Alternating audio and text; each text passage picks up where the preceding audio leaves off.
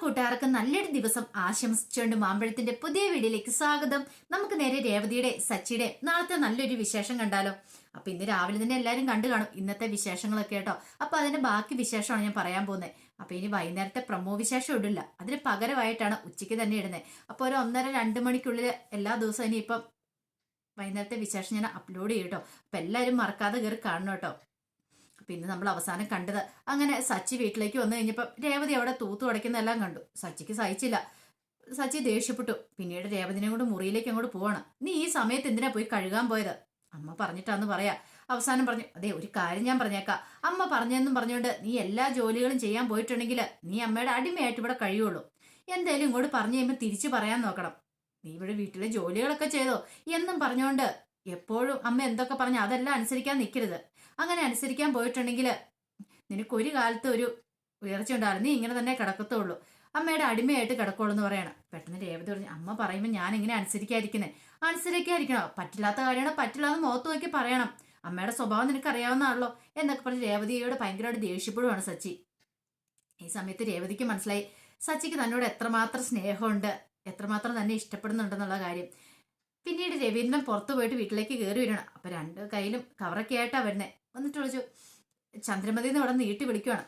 അപ്പൊ ചന്ദ്രമതി അകത്തുനിന്ന് വിളിയിട്ട്, എന്നെ കിടന്ന് മനുഷ്യ തൊള്ള കളിക്കുന്ന കാര്യം എന്താന്ന് ചോദിക്കുവാണ്.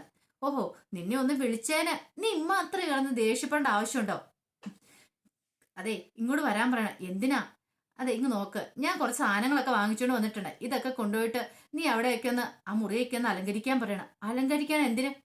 ശാന്തി മുഹൂർത്തം അല്ലേ എന്ന്. അതിനുള്ള ഫ്രൂട്ട്സും അതോടൊപ്പം തന്നെ മുറിയില് അലങ്കരിക്കാനുള്ള പൂക്കളൊക്കെ കൊണ്ടുവന്നിട്ടുണ്ടെന്ന് പറയാം. ഓഹോ, അപ്പൊ ഞാൻ പോയി അലങ്കരിക്കണോ അല്ലേ? പിന്നെ എന്ന് വെച്ചിട്ടുണ്ടെങ്കിൽ ആ പണി ജോലികളൊക്കെ ചെയ്യാൻ ഞാനെന്ന് വെച്ചാൽ വേലക്കാരിയല്ലേ? അതെ വേലക്കാരി ആയതുകൊണ്ടാണോ? നീയല്ലേ അമ്മ, നീ വേണ്ട ഇവിടുത്തെ കാര്യങ്ങളൊക്കെ നോക്കാനെന്ന് പറയാം. പിന്നെ എന്നെ കൊണ്ടും പറ്റില്ല ഈ പണികളൊന്നും ചെയ്യാനായിട്ട്. അത് ഈ ചന്ദ്രമതിയെ കിട്ടുമായിരുന്നു പറഞ്ഞിട്ട് ചന്ദ്രമതി അങ്ങോട്ട് വരുവല്ല, തെന്നി അടിച്ച് നിലത്ത് വീഴും ഒരുമിച്ചായിരുന്നു. അയ്യോ പൊത്തോന്നും പറഞ്ഞ് അലറി നിലവിളിക്കുക. രവീന്ദ്രൻ വന്നിട്ട് എന്തേ എന്താ പറ്റിയെന്ന് ചോദിക്കണേ. കാണുന്നില്ല ഞാൻ താഴെ കിടന്ന് നിലവിളിക്കുന്നേ, നിനക്ക് മനസ്സിലായില്ല ഞാൻ വീണത്? പെട്ടെന്ന് ഒച്ചപ്പാടും വെള്ളം കെട്ടിട്ട് ശ്രീകാന്ത് ശ്രുതിയും കൂടെ അങ്ങോട്ട് ഓടി വരുവാണ്. എന്ത് പറ്റി അച്ഛാന്ന് ചോദിക്കണം. അമ്മ താഴെ വീണെന്ന് പറയണം. അങ്ങനെ അവര് ഓടിച്ചെന്ന് ഏൽപ്പിക്കാനായിട്ട് ശ്രമിക്കുന്നുണ്ട്. രവീന്ദ്രൻ പറഞ്ഞു, ഇതെങ്ങനെ ഈ വീണത്? ഇവിടെ കൊണ്ട് വെള്ളം ഒഴിച്ചിട്ടേന്ന് കണ്ടില്ലേ? നിനക്ക് എന്നെ കണ്ണ് കാണാൻ പറ്റില്ല മനുഷ്യാന്ന് ചോദിക്കുവാണ്. ഈ സമയത്ത് അകത്ത് കിടന്ന് രേവതി കേട്ടു, അകത്തുനിന്ന് രേവതി സച്ചിൻ കേട്ടു ഇവിടുത്തെ ഒച്ചപ്പാടും വെള്ളമൊക്കെ. രേവതി പറഞ്ഞു, അമ്മ എന്തോ കരയണുണ്ട്, അമ്മയ്ക്ക് എന്തോ സംഭവിച്ചെന്ന് തോന്നേ. അവിടെ ഇച്ചേരം കിടന്ന് കരയട്ടെ, എന്തേ സംഭവിച്ചാലും കുഴപ്പമില്ല, ഇതൊക്കെ അവരുടെ അടവായിരിക്കും, ഇത് നമ്മൾ എത്ര കണ്ടിരിക്കുന്നു പറയാം, എന്നാലും നമുക്കിത് പോയി നോക്കാം. അവസാനം രേവതി സച്ചിൻ കൂടെ അങ്ങോട്ട് വരുവാണ്. വരുമ്പം കാണുന്ന കാഴ്ച ചന്ദ്രമതി നിലത്ത് വീണ് കിടക്കുന്നതാണ്. രേവതി എന്ത് പറ്റിയാച്ചാ എന്താ കാര്യം എന്ന് ചോദിക്കുകയാണ്. അവളെ വെള്ളത്തിൽ തെന്നി വീണെന്ന് പറയാണ്. സച്ചി ആ ബക്കറ്റ് തൊഴിച്ചു മറിച്ച് കളഞ്ഞപ്പോൾ ആ വെള്ളം മുഴുവൻ അവിടെ വീണായിരുന്നു. അത് ചന്ദ്രമതി അറിഞ്ഞില്ല. ആ സ്പീഡിലുള്ള ആ വരവില്, ദേഷ്യത്തിലുള്ള വരവിൽ തെന്നിയടിച്ച് വീണതാണ്. എടാ എനിക്ക് സഹിക്കാൻ പറ്റുന്നില്ല, എന്നെ എത്രയും പെട്ടെന്ന് ഹോസ്പിറ്റലിൽ കൊണ്ടുപോകാൻ പറയാം. ഈ സമയം സച്ചി പറഞ്ഞു, പിന്നെ ചെറുതായിട്ടൊന്ന് വീണതിന് ഹോസ്പിറ്റലിൽ കൊണ്ടുപോകാനായിട്ട് വേറെ പണിയൊന്നും ഇല്ലെന്ന് പറയാം. ശ്രുതി പറഞ്ഞു, എടാ അമ്മ വീണ് കിടന്ന് കരയുന്ന കണ്ടില്ലേ, അമ്മയ്ക്ക് നന്നായിട്ട് പറ്റിയിട്ടുണ്ടാവും, അതായിരിക്കും എന്ന് പറയാം. ആഹാ അന്ന ഒരു കാര്യം ചെയ്യാം, നീ ഇപ്പൊ ഒരു ആംബുലൻസ് വിളിച്ചോണ്ട് വാ, എന്നിട്ട് നിനക്ക് അമ്മേനെ അങ്ങോട്ട് ഹോസ്പിറ്റലിലേക്ക് കൊണ്ടുപോകും. നീയല്ലേ അമ്മയോട് ഭയങ്കര സ്നേഹമുള്ള പുത്രൻ, കൊണ്ടുപോകാൻ പറയണം. ഈ സമയം രവീന്ദ്രൻ പറഞ്ഞു, ഇങ്ങനെയൊക്കെയാണോ സച്ചി സംസാരിക്കണമെന്ന് ചോദിക്കുക. പിന്നല്ലാതെ ഇങ്ങനെയൊക്കെ സംസാരിക്കാതെ. ഈ സമയത്ത് അങ്ങോട്ട് കലാവതി മുത്തശ്ശി വന്നു. കലാവതി മുത്തശ്ശി പറഞ്ഞു, എന്താ ഇവിടെ ഒച്ചപ്പാടും വെള്ളമെന്ന് ചോദിക്കുക. നിങ്ങൾ നോക്കാമോ അവള് വീണ് കിടക്കുന്ന കണ്ടില്ലെന്ന്. ചന്ദ്രമതിയോ, ഇതെന്ത് പറ്റി ചന്ദ്രയെന്ന് ചോദിക്കണം. ഞാൻ വീണ് കിടക്കുന്ന കണ്ടില്ലേ? ഓ നീ വീണതല്ലേ ഇത്? അപ്പൊ എനിക്ക് തോന്നിയാൽ നീ ഇങ്ങനെ എന്തെങ്കിലും തന്ത്രം ഒപ്പിക്കുന്നുള്ള. നീ ഇന്ന് രേവതിയുടെ സച്ചിയുടെ ശാന്തി മുഹൂർത്തം മുടക്കുമെന്ന് പറഞ്ഞപ്പോ എനിക്കറിയായിരുന്നു നീ അവരുടെ ശാന്തി മുഹൂർത്തം മുടക്കാനായിട്ട് എന്തെങ്കിലും കാര്യങ്ങളൊക്കെ ചെയ്യുമെന്ന്. ഇപ്പം മനസ്സിലായി, എല്ലാം നിന്റെ നാടകമല്ലേ, എഴുന്നേറ്റ് വരാൻ പറയാൻ ഇങ്ങോട്ട്. എന്റെ അമ്മേ, ഞാൻ സത്യമായിട്ടും വീണതാ, എനിക്ക് ശരിക്കും കാലനക്കാൻ പറ്റുന്നില്ല, വേദന കൊണ്ട് എന്റെ കാലൊടിഞ്ഞെന്ന് തോന്നേ, അത്രയ്ക്ക് വേദനയാന്ന് പറയാം. ഇത് കേട്ടപ്പോ സച്ചി പറഞ്ഞു, പിന്നെ നല്ല അഭിനയം തന്നെ, ഇതല്ല ഇതിലപ്പുറം അഭിനയിക്കാനായിട്ട് എന്റെ അമ്മേനെ കഴിഞ്ഞിട്ട് ആളുള്ളെന്ന് പറയാം. ചന്ദ്രമതി പറഞ്ഞു, അല്ല ഞാൻ സത്യമായിട്ട് പറയുന്ന കാര്യം. രവീന്ദ്രൻ പറഞ്ഞു, വീണതാ, ഞാൻ കണ്ടതാ, ഞാൻ ഇങ്ങോട്ട് വരുമ്പോഴാണ് വെള്ളത്തെ തെന്നി ഇങ്ങോട്ട് വീണേന്ന് പറയണം. പെട്ടെന്ന് കലാവതി മുത്തശ്ശി ചോദിച്ചു, അല്ലെ ഇപ്പൊ ഇവിടെ ആരാ കൊണ്ടുവന്ന് വെള്ളം ഒഴിച്ചെന്ന് ചോദിക്കുക. ഈ സമയം രവീന്ദ്രൻ പറഞ്ഞു, അല്ല ഇവിടെ വെള്ളം ഉണ്ടല്ലോ, ശരിയാണല്ലോ, ഈ വെള്ളം ആരാ കൊണ്ട് ഒഴിച്ചെന്ന് ചോദിക്കുക. ഈ സമയത്ത് സച്ചി പറഞ്ഞു, അങ്ങനെ ചോദിക്ക. രേവതിനെ നോക്കുവാണ്. അപ്പൊ രേവതി പറഞ്ഞു, ഞാനാ തുടച്ചെന്ന് പറയാം. ഈ സമയത്ത് തുടയ്ക്കോ? ഇതന്നെ നിനക്ക് ഒട്ടും ബോധമില്ലേ കൊച്ചെന്ന് ചോദിക്കുകയാണത്. അല്ല അത് പിന്നെ ആരും പറഞ്ഞിട്ടാണോ? അങ്ങനെ ചോദിക്ക്. അമ്മ പറഞ്ഞിട്ടാന്ന് പറ. നീ എന്താ പറയാത്തേന്ന് ചോദിക്കുവാണ്. ഒന്നും മിണ്ടിയില്ല. ഓഹോ, അപ്പൊ അങ്ങനെയല്ലേ. ചന്ദ്ര അവളെ കൊണ്ട് ചെയ്യിച്ചല്ലേ. ഇതാ പറഞ്ഞ താൻ താൻ കുഴിക്കുന്ന കുഴി താൻ താൻ തന്നെ വീഴൂന്നുള്ള. അപ്പൊ രേവതിക്ക് ഈ സന്ധ്യാസമയത്ത് എടുത്ത് ഉറപ്പിക്കേണ്ട വല്ല ആവശ്യം ഉണ്ടായിരുന്നു. അത് ഇന്നത്തെ ദിവസം അവള് അന്ന് ശാന്തി മുഹൂർത്തം അന്ന് അറിയാവുന്ന കാര്യമില്ലേ. അപ്പൊ രേവതിക്കിട്ടൊരു പണി കൊടുത്താ അത് തിരിച്ച് ചന്ദ്രക്കിട്ടും കിട്ടി. കുഴപ്പമൊന്നുമില്ല. ഉം. ഇത് കേട്ടപ്പോ ചന്ദ്രമതി പറഞ്ഞു, നിങ്ങൾ ഇങ്ങനെ അങ്ങോട്ടും ഇങ്ങോട്ടും പറഞ്ഞുകൊണ്ടിരിക്കാതെ എന്നെ എത്രയും പെട്ടെന്ന് ഹോസ്പിറ്റലിൽ കൊണ്ടുപോകാൻ പറയണം.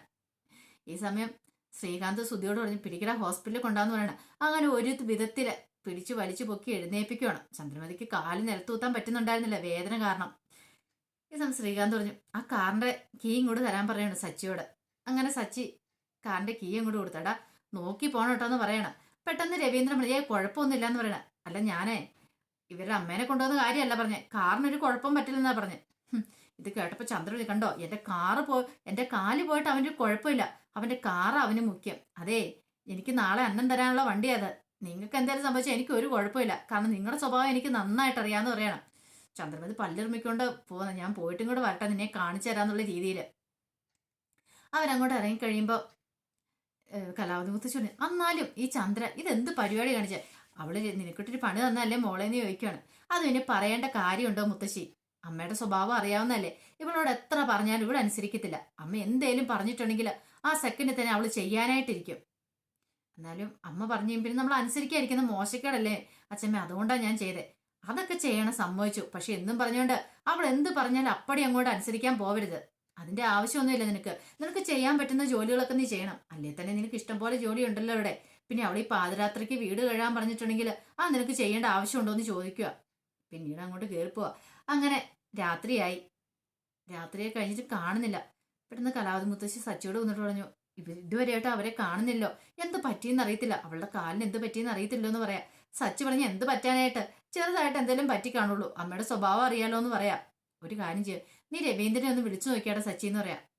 ശരി അമ്മയെന്ന്, ശരി അച്ഛമ്മയെന്ന് പറഞ്ഞുകൊണ്ടിരിക്കുന്ന സമയത്ത് രവീന്ദ്രൻ അങ്ങോട്ട് കയറി വരുന്നേ. രവീന്ദ്രൻ പറഞ്ഞു, കലാവതി മുത്തശ്ശി ചോദിച്ചു, എന്തായി മോനെ കാര്യങ്ങള്, ചന്ദ്രമതി എന്തെന്ന് ചോദിക്കണം. അതേ കയറി വരുന്നുണ്ടെന്ന് പറയാ. നോക്കി കഴിയുമ്പോ കാലൊരു ബാൻഡേഡ് ഒക്കെ വെച്ച് ഈ കാലെ ചുറ്റുന്ന ഇങ്ങനെ നമ്മൾ കാലൊക്കെ ചെറുതായിട്ടൊന്ന് ഫ്രാക്ചറൊക്കെ ആയി കഴിയുമ്പോൾ ചുറ്റുന്ന ഒരു ബാൻഡേഡ് ഉണ്ടല്ലോ, അതൊക്കെ ചുറ്റി ഇങ്ങോട്ട് വരുന്നുണ്ട്. രണ്ടുപേര് ശ്രീകാന്തും സുധി അപ്പുറം ഇപ്പുറം പിടിച്ചോണ്ടാ കയറി വരുന്നത്. കാല് നല്ല വേദന കാരണം നിലത്ത് കുത്താൻ പറ്റുന്നില്ല.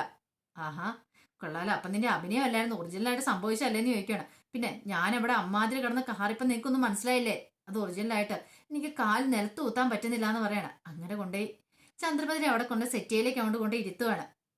ഈ സമയത്ത് സച്ചി ചോദിച്ചു, എന്ത് പറഞ്ഞിടാന്ന് ചോദിക്കുകയാണ്. വലിയ കുഴപ്പമൊന്നുമില്ല. ശ്രീകാന്ത് പറഞ്ഞു, ചെറുതായിട്ടൊരു ഫ്രാക്ചർ അത്ര മാത്രമേ ഉള്ളൂ, വേറെ കുഴപ്പമൊന്നുമില്ല എന്ന് പറയാം. ഓ, കാല് ഒടിഞ്ഞിട്ടൊന്നുമില്ല, പിന്നെ ഇമാതിരി കിടന്ന് നിലവിളിക്കേണ്ട ആവശ്യമുണ്ടോ എന്ന് ചോദിക്കാം. ചന്ദ്രമതി പറഞ്ഞു, ഓഹോ, അപ്പൊ എന്റെ കാല് ഒടിയാഞ്ഞിട്ടല്ലേ നിനക്ക് ഇത്ര വലിയ വിഷമമല്ലേ. അതേടാ, നീ ഇങ്ങനെയൊക്കെ തന്നെ പറയുള്ളൂ.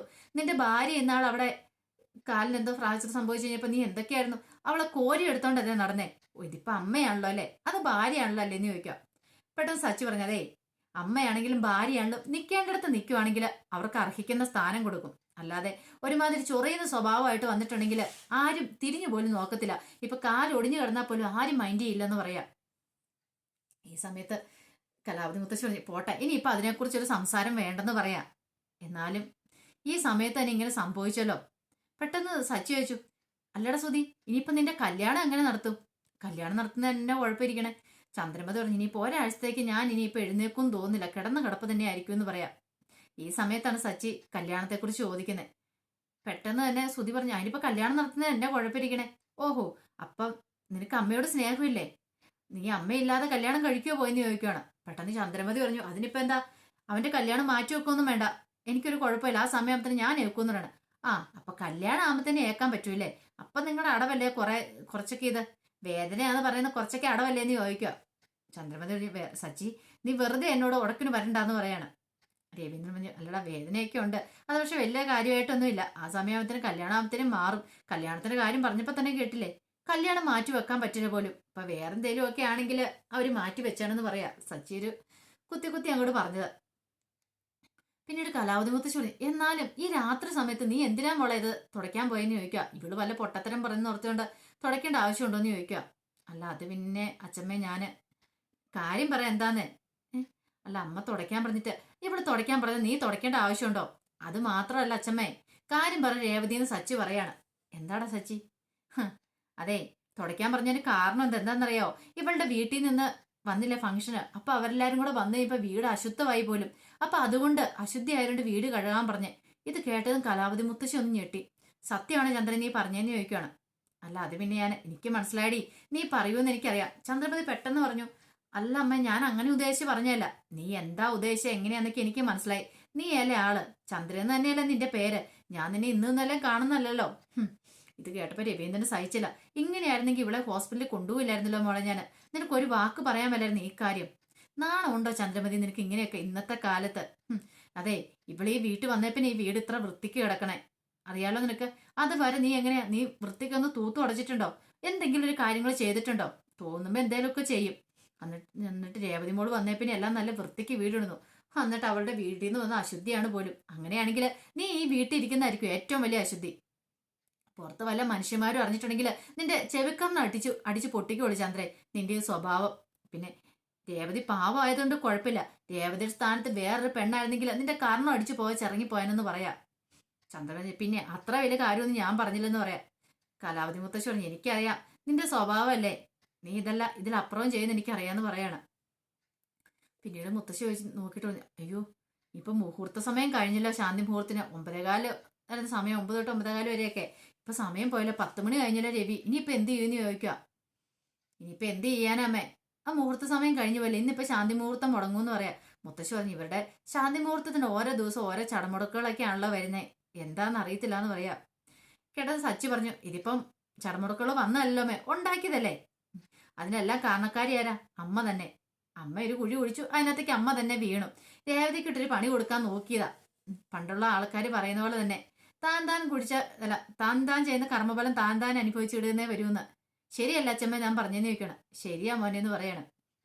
രവീന്ദ്രന് നല്ല ദേഷ്യം കൂടെ വന്നു ചന്ദ്രമതിയുടെ പ്രവൃത്തിയൊക്കെ കഴിഞ്ഞപ്പോ. എടി നിനക്ക് കിട്ടേണ്ടത് തന്നെ കിട്ടിയത്. ഈ സമയം സച്ചി പറഞ്ഞു, ശരിയാണ്. ഒരു പക്ഷെങ്കില് രേവതിയുടെ മനസ്സ് വേദനിപ്പിച്ചോണ്ട് ദൈവം തമ്പുരാന് പോലും ഇഷ്ടപ്പെട്ട് കാണില്ല. അപ്പൊ ദൈവം കൊടുത്ത കൂലിയാന്ന് പറയാണ്. രേവതിക്ക് ഭയങ്കര സന്തോഷമായി. സച്ചി തന്നെ ഇത്ര സപ്പോർട്ട് ചെയ്ത് പറയുന്നുണ്ടല്ലോ. പക്ഷെ ചന്ദ്രമതിയുടെ മുഖം അങ്ങോട്ട് മാറി. പിന്നീട് എല്ലാരും കൂടെ അകത്തേക്ക് കയറി പോകുമ്പോ ചന്ദ്രമതി സുധിയും മാത്രമായി. ചന്ദ്രമതി പറഞ്ഞു, എന്റെ കാല് പോയാൽ എന്താ കുഴപ്പം, അവരുടെ ശാന്തി മുഹൂർത്തം നടന്നില്ലല്ലോ എന്ന് പറയാണ്. അന്തമ്മ അങ്ങനെ പറഞ്ഞു, എടാ എനിച്ചിരി വേദന സഹിച്ചാലെന്നാ, ഞാൻ എനിക്ക് ശാന്തി മുഹൂർത്തം നടക്കില്ല എന്ന് പ്രാർത്ഥിച്ചായിരുന്നു. അപ്പൊ ഭഗവാനായിട്ട് എനിക്കൊരു വഴി കാണിച്ചു തന്നാ. നിന്റെ കല്യാണം കഴിഞ്ഞ് നിന്റെ ശാന്തി മുഹൂർത്തം കഴിഞ്ഞിട്ട് മതി അവരുടെ. എന്റെ മനസ്സിലെ ഏറ്റവും വലിയ ആഗ്രഹമായിരുന്നത് അതങ്ങനെ നിറവേറിയെന്ന് പറയാണ്. ഈ സമയത്ത് സുധി പറഞ്ഞു, അമ്മേ ഇനി എന്തെങ്കിലും പ്രശ്നം ഉണ്ടാക്കുവോ സച്ചി? എന്ത് പ്രശ്നം ഉണ്ടാക്കാനായിട്ട്? അവൻ ഒരു പ്രശ്നം ഉണ്ടാക്കില്ല. അവരുടെ ശാന്തി മുഹൂർത്തം നടക്കാനും പോകുന്നില്ല. അതോർത്ത് നീ വിഷമിക്കണ്ട. ഇനിയിപ്പൊ അടുത്ത നിന്റെ കല്യാണോ, നിന്റെ കല്യാണം കഴിഞ്ഞ് നിന്റെ ശാന്തി മുഹൂർത്തം കാര്യങ്ങളെല്ലാം കഴിഞ്ഞിട്ട് വേണമെങ്കിൽ അവന് ശാന്തി മുഹൂർത്തം നടത്തിയാൽ മതി എന്ന് പറയാം. അത്രയ്ക്ക് ദുഷ്ട മനസ്സായിരുന്നു ചന്ദ്രമതിയുടെ. അപ്പൊ അതിന്റെ വിശേഷങ്ങളൊക്കെ നമ്മൾ നാളെ കാണാൻ പോകുന്നത്. അപ്പൊ ആ വിശേഷങ്ങൾക്കായി നമുക്ക് എല്ലാവർക്കും കാത്തിരിക്കാം കേട്ടോ. ആദ്യമായിട്ട് കാണുന്നവരാണെങ്കിൽ ചാനൽ ഇഷ്ടപ്പെട്ട ഒന്ന് സബ്സ്ക്രൈബ് ചെയ്യാൻ മറക്കരുതേ. അതോടൊപ്പം തന്നെ കണ്ടുകൊണ്ടിരിക്കുന്ന എല്ലാവരുടെ സപ്പോർട്ടിലായിരിക്കും തുടർന്നും പ്രതീക്ഷിച്ചുകൊണ്ട് എല്ലാവർക്കും ഒരിക്കൽ കൂടി നല്ലൊരു ദിവസം ആശംസിച്ചുകൊണ്ട് നിർത്തുന്നു. നന്ദി.